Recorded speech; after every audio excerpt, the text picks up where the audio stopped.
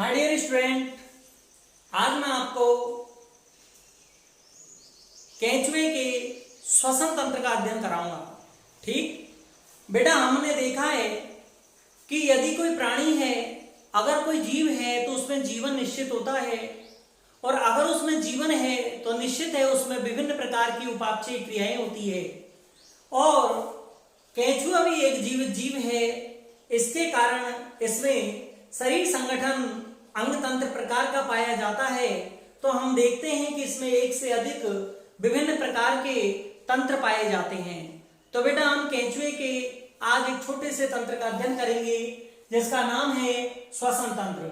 ध्यान रहे बेटा, पहली बात आती है श्वसन क्या है। भाई, श्वसन तंत्र का अध्ययन तो हम बाद में करेंगे, पहले हमारी सबसे पहली डेफिनेशन बनती है श्वसन क्या है।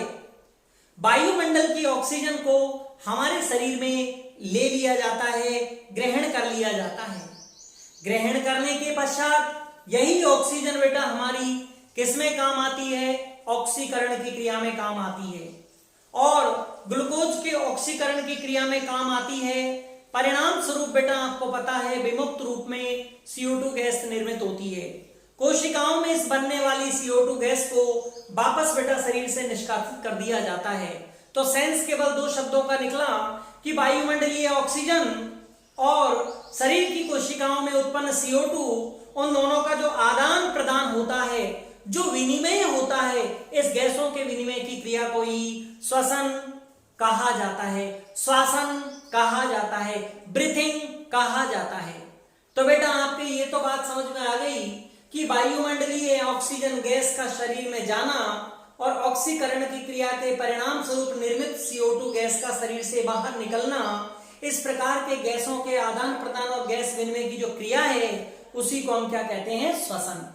लेकिन बेटा, आज बात आती है कि केंचुए में जो श्वसन है वो किस प्रकार से संपन्न होता है। तो मैं बता देता हूं बेटा, केंचुए में श्वसन की क्रिया तो होती है, लेकिन श्वसन तंत्र विकसित प्रकार का नहीं पाया जाता है। इस श्वसन तंत्र के लिए कोई विशिष्ट अंग नहीं पाए जाते हैं। केंचुए में जो श्वसन का कार्य है बेटा, वो शरीर की सतह के द्वारा ही संपन्न होता है। तो आपका एक प्रश्न तो ये बन गया बेटा कि केंचुए में श्वसन का कार्य किस ऑर्गन के द्वारा संपन्न होता है? तो बेटा, बॉडी सरफेस के द्वारा, शरीर की सतह के द्वारा श्वसन का कार्य संपन्न होता है। अब बात आती है बेटा कि शरीर में, केंचुए के शरीर में श्वसन का कार्य शरीर की सतह द्वारा होता है, और वो कौन सी क्रिया के द्वारा होता है बेटा? विसरण, डिफ्यूजन। विसरण क्या है? अधिक सांद्रता से कम सांद्रता की ओर पदार्थों के गमन करने के गुण को कहते हैं बेटा विसरण। ये विसरण की जो विधि है ये श्वसन की क्रिया में यहां पर लागू होती है। क्यों? वायुमंडल में ऑक्सीजन ज्यादा है, शरीर में बेटा ऑक्सीजन कम होती है। तो वायुमंडल की जो ऑक्सीजन है वो शरीर की सतह के द्वारा बेटा अंदर प्रवेश कर जाए, और अंदर निर्मित जो CO2 है वो वायुमंडल में CO2 कम होती है, इस कारण से शरीर से बाहर निकल जाए। तो अधिक जो सांद्रता है ऑक्सीजन की, वहां से तो ऑक्सीजन शरीर के अंदर प्रवेश कर जाती है, और ऑक्सीकरण की क्रिया के द्वारा जो निर्मुक्त हुई है शरीर में कौन? CO2 की सांद्रता बॉडी में ज्यादा होती है, वायुमंडल में कम होती है, इसलिए बॉडी से CO2 का बाहर निकल जाना। तो कहने का अर्थ है बेटा, अधिक हाई कॉन्सेंट्रेशन से लो कॉन्सेंट्रेशन, कम सांद्रता की और पदार्थों के जो गमन की क्रिया होती है उसे विसरण कहते हैं। तो बेटा, केंचुए में जो श्वसन का कार्य होता है वो कौन सी विधि के द्वारा संपन्न होता है? विसरण। ये भी क्लियर हो गया। अब कि सर श्वसन का जो कार्य है, इसमें इसकी जो त्वचा है वो किस प्रकार से अपनी भूमिका अदा करती है, तो मैं बेटा बता देता हूं आपको कि केंचुए की जो त्वचा होती है वो सदैव नम, गीली बनी, नम युक्त बनी रहती है, नमी युक्त बनी रहती है। क्यों? क्योंकि बेटा श्लेष्मा और जो देह हुई द्रव होता है वो हमेशा त्वचा को हमेशा नम और गीली बनाए रखता है। इस श्लेष्मा के द्वारा, म्यूकस के द्वारा, देह हुई द्रव के द्वारा बेटा त्वचा हमेशा गीली और नम बनी रहती है। इसी कारण से ये शरीर में श्वसन की क्रिया में अपनी भूमिका को अदा करती है। रही बात बेटा, आपको मैं बता देता हूं कि श्वसन की क्रिया में जो वायुमंडल से ऑक्सीजन आती है वो एक रुधिर वर्णक पाया जाता है, हमारी बॉडी के अंदर भी पाया जाता है हीमोग्लोबिन, और केंचुए की बॉडी के अंदर भी पाया जाता है। ये हीमोग्लोबिन एक श्वसन वर्णक होता है बेटा, ध्यान रहे आपको, जो कि ऑक्सीजन गैस के परमाणुओं को, ऑक्सीजन के परमाणुओं को अपने साथ शरीर के विभिन्न भागों की कोशिकाओं तक ले जाने में सहायता करता है। एक हीमोग्लोबिन का जो अणु होता है बेटा, वो आपके 4 ऑक्सीजन परमाणुओं को अपने साथ अटैच करके एक स्थान से दूसरे स्थान पर, एक कोशिका से दूसरी कोशिका तक शरीर के विभिन्न भागों तक ले जाने का कार्य करता है।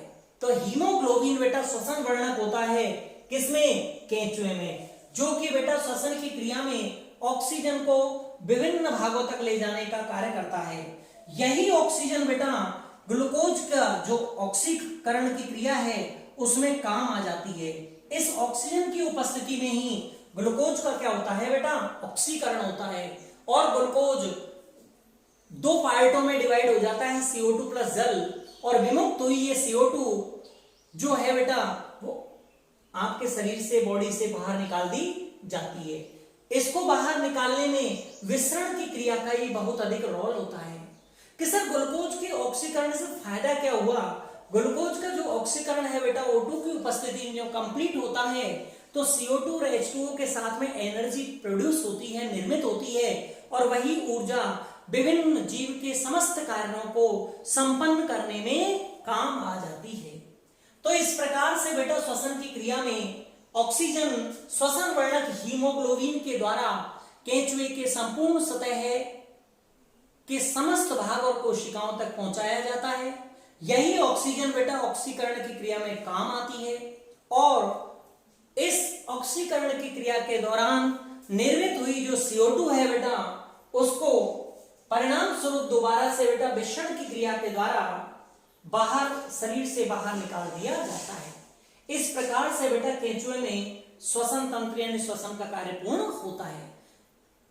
बायोलॉजी एग्रीकल्चर की जो क्लासेज है बेटा उसमें श्वसन तंत्र के साथ में आपको आज परिसंचरण तंत्र भी पढ़ा देता हूं, क्योंकि बायोलॉजी में तो इसको बहुत ज्यादा डिटेल में पढ़ाया जाता है, लेकिन एग्रीकल्चर में यहाँ पर बहुत ही ज्यादा शॉर्ट पढ़ाना है, क्योंकि एग्रीकल्चर में आपके विशेष रूप से विभिन्न तंत्रों का अध्ययन नहीं दिया गया है।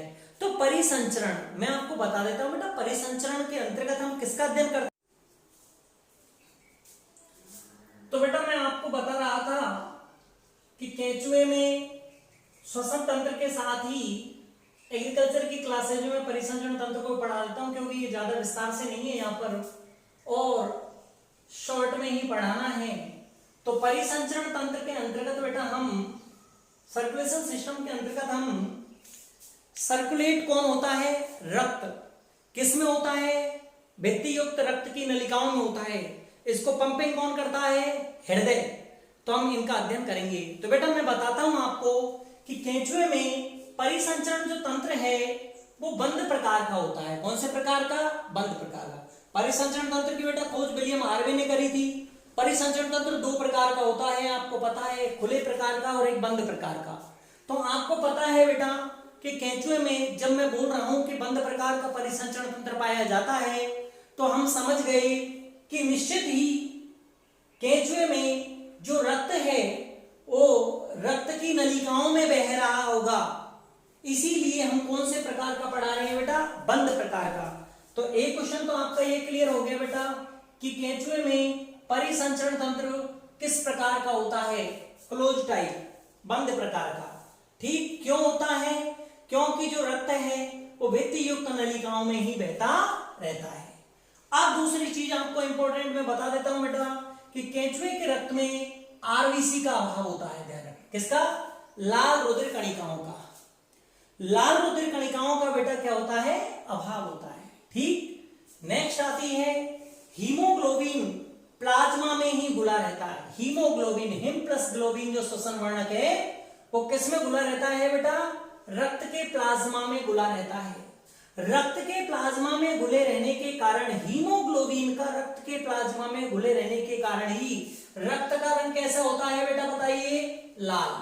ठीक। आपके सर इसमें रक्त का रंग लाल हो गया किसके कारण? हीमोग्लोबिन का प्लाज्मा में घुले रहने के कारण केंचुए के रक्त में आरबीसी का अभाव हो गया, परिसंचरण तंत्र बंद प्रकार का हो गया, क्योंकि जो रक्त है वो भित्ति युक्त नलिकाओं में बहता है। ठीक, अब बात आती है बेटा कि सर इसमें पंपिंग का कार्य कौन करता है? तो बेटा इसमें केंचुए में पंपिंग का कार्य हृदय के द्वारा किया जाता है, लेकिन इसमें वेल डेवलप्ड टाइप का हृदय अलग तरीके का नहीं होता, यहाँ पर नलिकाकार स्वरूप में पाया जाता है। तो मैं आपको बता दूं बेटा, केंचुए के परिसंचरण तंत्र के अंतर्गत हृदय 4 जोड़ी, कितनी जोड़ी? 4 जोड़ी नलिकाकार आकार में पेशीय मस्कुलर है, स्पंदनशील है, स्पंदन वीट है बेटा उसमें, अर्थात स्पंदन कर रहा है, कपाट युक्त है, इस रूप में पाया जाता है। तो मैंने बोला बेटा आपको कि केंचुए के परिसंचरण तंत्र में हृदय कितने जोड़ी? 4 जोड़ी है, जो कि नलिकाकार आकार में पेशीय स्पंदनशील कपाट के रूप में पाया जाता है। और कौन कौन से खंडों में होता है ये? 7वें, 9वें, 12वें और 13वें, इन खंडों में ये चारों जोड़ी हृदय नलिकाकार स्वरूप में पाए जाते हैं।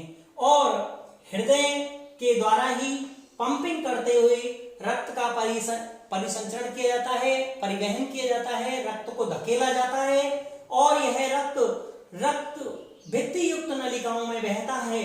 तो आपको समझ में आ गया बेटा कि हृदय के द्वारा प्लस रक्त के द्वारा और रक्त वाहिनी नलिकाओं के द्वारा, रक्त नलिकाओं के द्वारा एक तंत्र का निर्माण हो गया।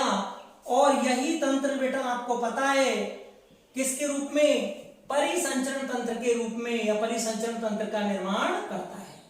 तो कहने का अर्थ है बेटा कि केंचुए में इन तीनों चीजों को मिलाकर के मैंने परिसंचरण तंत्र का अध्ययन करवाया है कि हृदय के द्वारा तो बेटा नलिका स्वरूप में इसमें पुश किया जाता है,